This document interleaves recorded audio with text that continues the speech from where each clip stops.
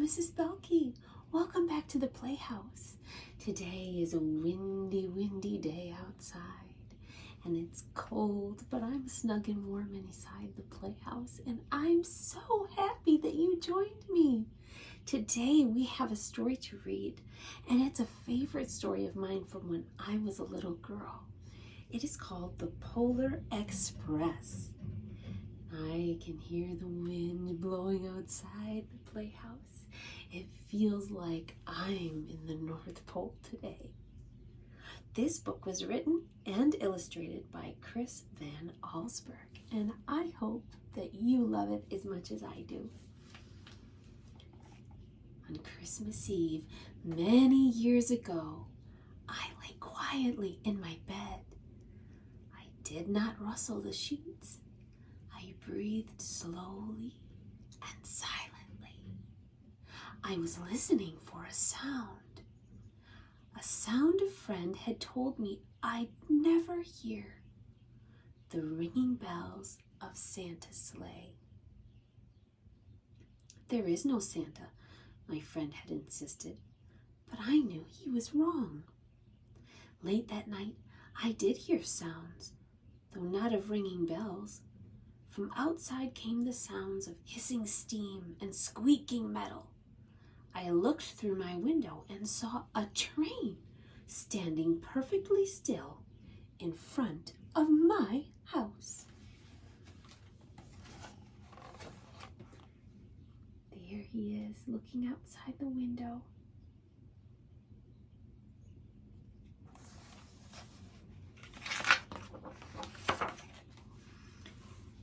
It was wrapped in an apron of steam. Snowflakes fell lightly around it. A conductor stood at the open door of one of the cars. He took a large pocket from his vest, then looked up at my window. I put on my slippers and robe. I tiptoed downstairs and out the door. "All aboard!" the conductor cried out. I ran up to him. "Well," he said, "are you coming?" "Where?" I asked. "Why, to the North Pole, of course," was his answer. "This is the Polar Express." I took his outstretched hand, and he pulled me aboard. There's the big Polar Express train.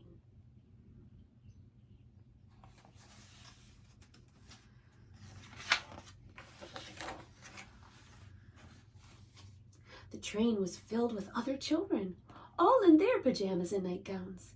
We sang Christmas carols and ate candies with nougat centers as white as snow. We drank hot cocoa as thick and rich as melted chocolate bars. Outside, the lights of towns and villages flickered in the distance as the Polar Express raced northward.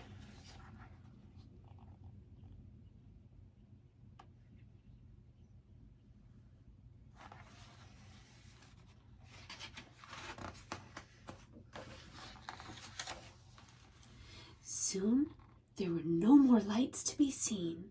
We traveled through cold, dark forests where lean wolves roamed and white-tailed rabbits hid from our train as it thundered through the quiet wilderness.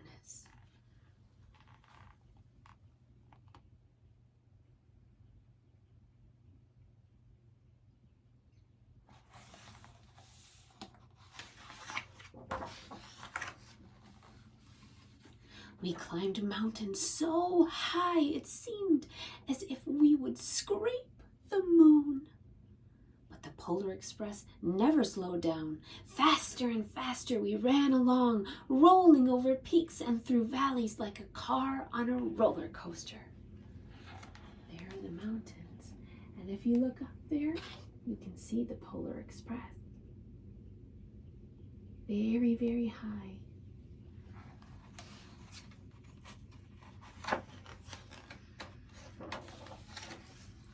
The mountains turned into hills, the hills to snow-covered plains. We crossed a barren desert of ice, the great polar ice cap. Lights appeared in the distance. They looked like the lights of a strange ocean liner sailing on a frozen sea. "There," said the conductor, "is the North Pole."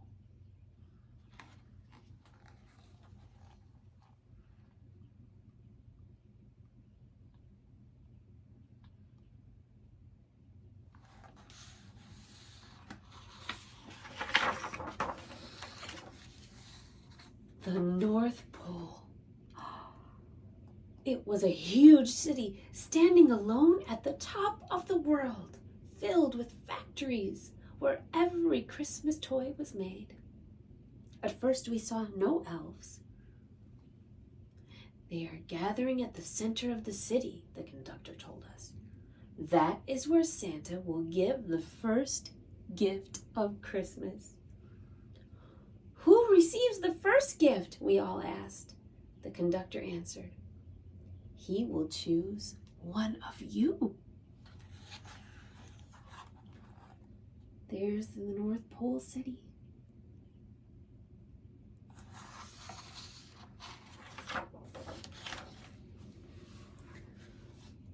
"Look!" shouted one of the children. "The elves!" Outside we saw hundreds of elves. As our train drew closer to the center of the North Pole, we slowed to a crawl. So crowded were the streets with Santa's helpers. When the Polar Express could go no further, we stopped, and the conductor led us outside. If you look very closely, you'll see there are thousands of elves waiting.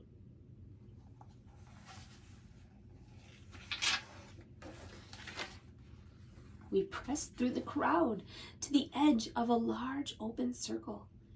In front of us stood Santa's sleigh. The reindeer were excited. They pranced and paced, ringing the silver sleigh bells that hung from their harnesses. It was a magical sound like nothing I'd ever heard. Across the circle, the elves moved apart, and Santa Claus appeared. The elves cheered wildly.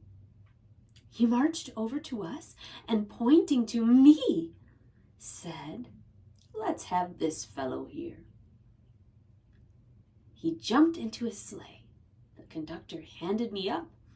I sat on Santa's knee as he asked, "Now what would you like for Christmas?" There he is.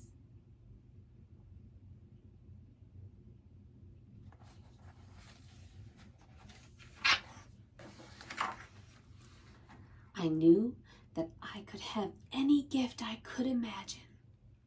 But the thing I wanted most for Christmas was not inside Santa's giant bag. What I wanted more than anything was one silver bell from Santa's sleigh. When I asked, Santa smiled. Then he gave me a hug and told an elf to cut a bell from a reindeer's harness. The elf tossed it up to Santa. He stood holding the bell high above him and called out, "The first gift of Christmas."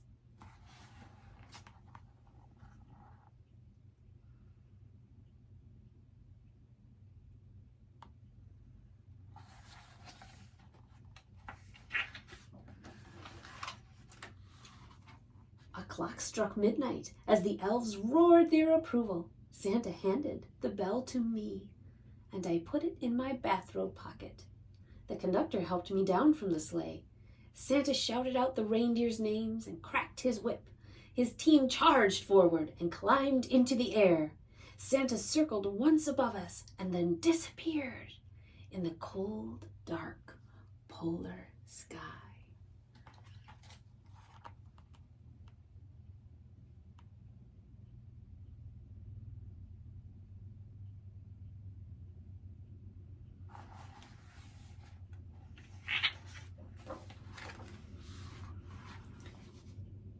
As soon as we were back inside the Polar Express, the other children asked to see the bell. I reached into my pocket, but the only thing I felt was a hole. I had lost the silver bell from Santa Claus's sleigh. "Let's hurry outside and look for it," one of the children said. But the train gave a sudden lurch and started moving. We were on our way home.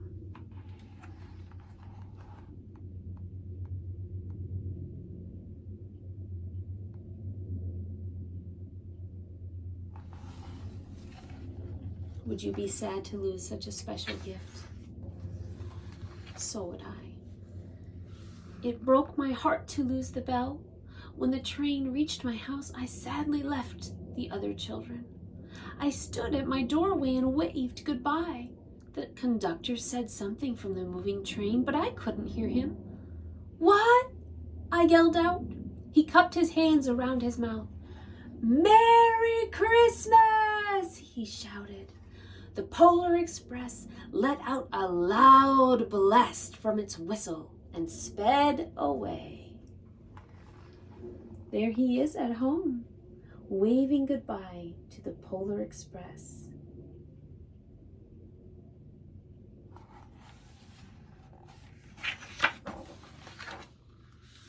On Christmas morning, my little sister Sarah and I opened our presents.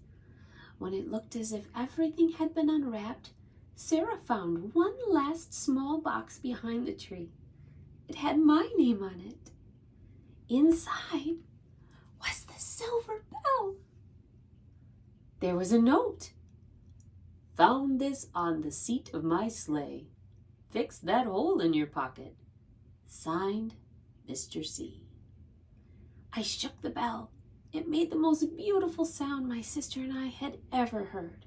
But my mother said, "Oh, that's too bad." "Yes," my father said, "it's broken." When I'd shaken the bell, my parents had not heard the sound.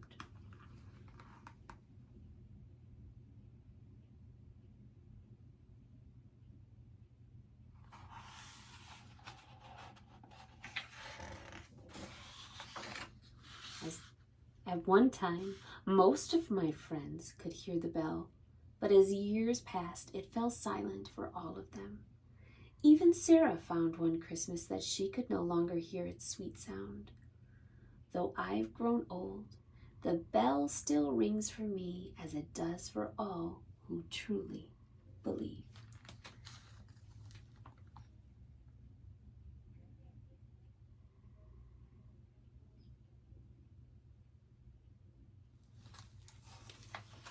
I hope you enjoyed our story about the Polar Express and the North Pole. And maybe on Christmas morning, when I'm ringing my bell, I will hear you ringing yours too. I love you. Thank you for reading with me today, and thank you for being with me again in the playhouse. I love you, and I will see you next time.